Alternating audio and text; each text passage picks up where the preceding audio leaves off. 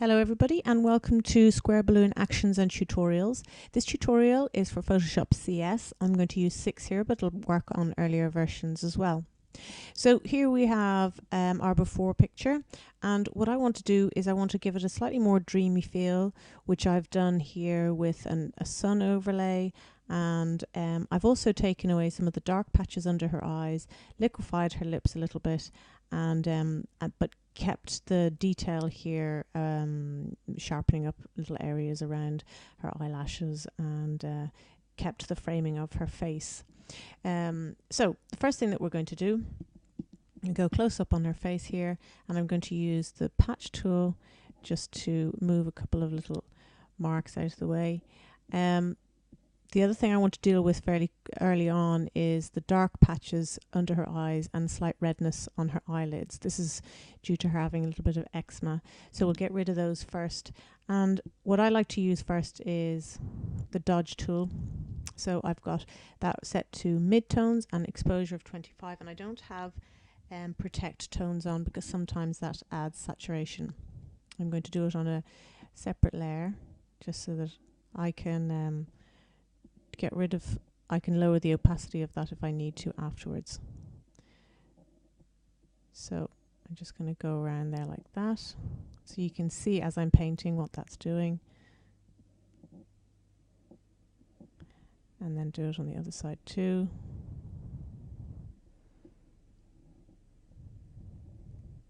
So by setting it to mid-tones, it shouldn't affect the shadows too much, which the eyelashes would be in the shadows range, so we want to keep them as much intact as we can.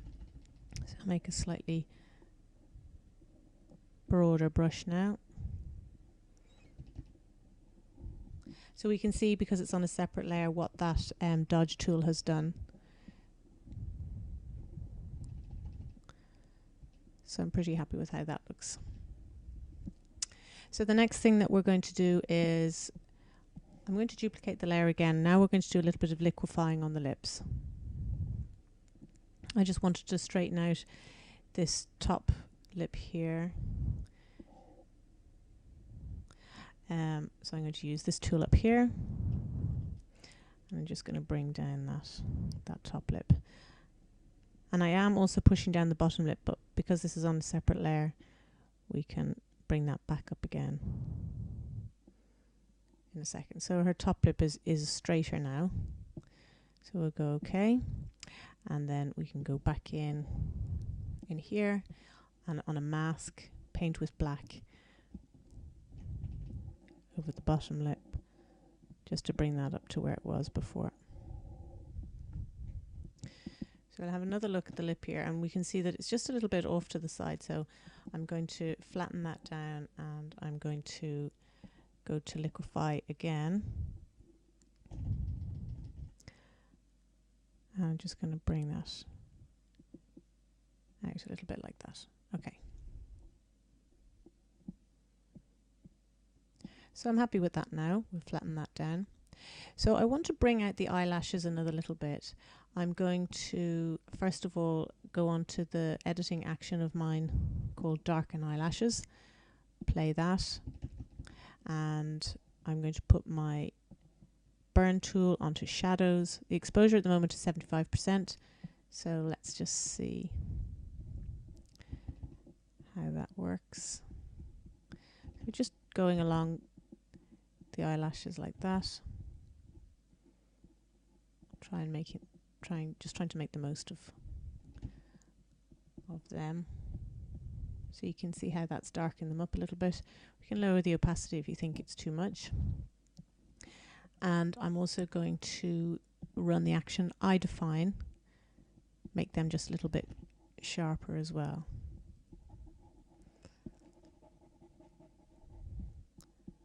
And along the lips, a little bit on this hair here.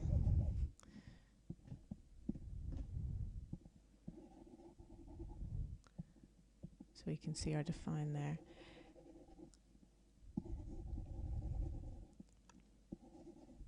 Okay. So the next thing I want to do is just a little bit of smoothing, not too much. So I'm going to go to Skin Smoothing, run that. Now because this was taken at 1.4, it's fairly smooth anyway. We just smooth it out another little bit. And I'm also going to just run Lemon Sky on this. Lemon Sky will give it an all over slightly warmer feel.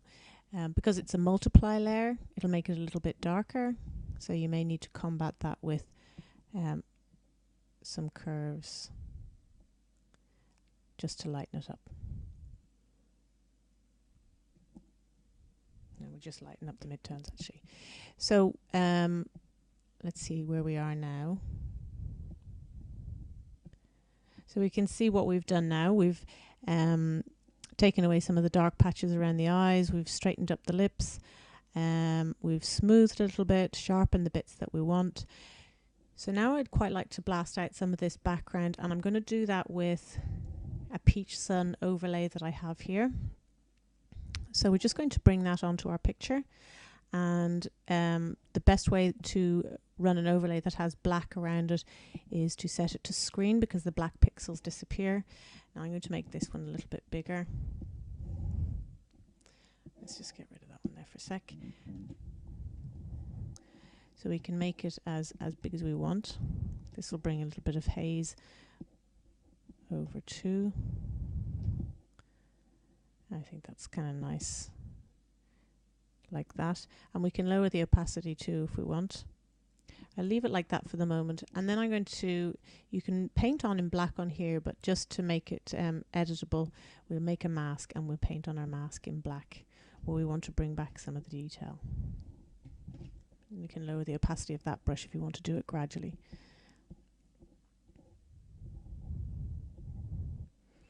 So I liked the contrast that we had around her face, just framing her face. Definitely want to have her eyelashes as they were. And I'm going to just make sure that her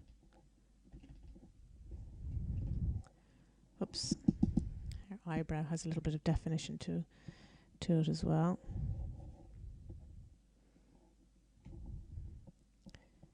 Lower the opacity of the brush again and just bring back in a little bit of detail where I'd like it. So once we're happy with that, yeah, I quite like that. That effect is nice. The next thing I'm going to do is I'm going to just bring a little bit more definition around the edge here, and I can do that with the burn tool. So I've set it to shadows. I'm going to lower the opacity right down. Just going to bring in a little bit more definition around, just around the edge here. A little bit on her cheeks.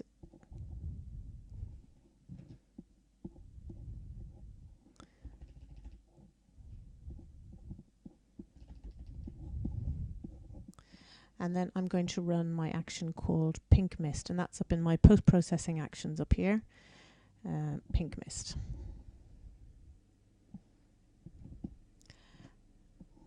And of course you can lower the opacity of the entire action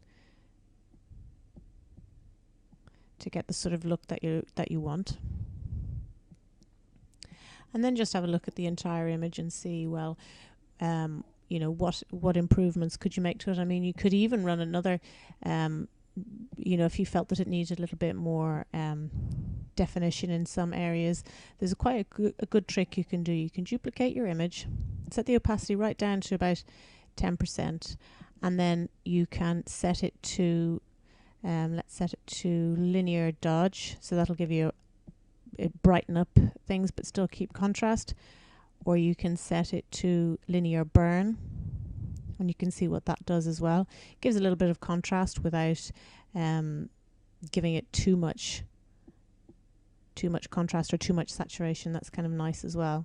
So you could try that, and then you can run two of these together. Just duplicate that layer, and this time set it to linear dodge, so you have both of them there like that. So I like the way the linear burn has worked there, so I'm just going to delete that top one.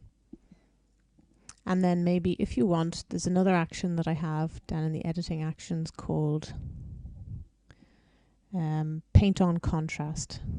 And this is kind of nice because you can paint on contrast here without adding any saturation to your image. So you can just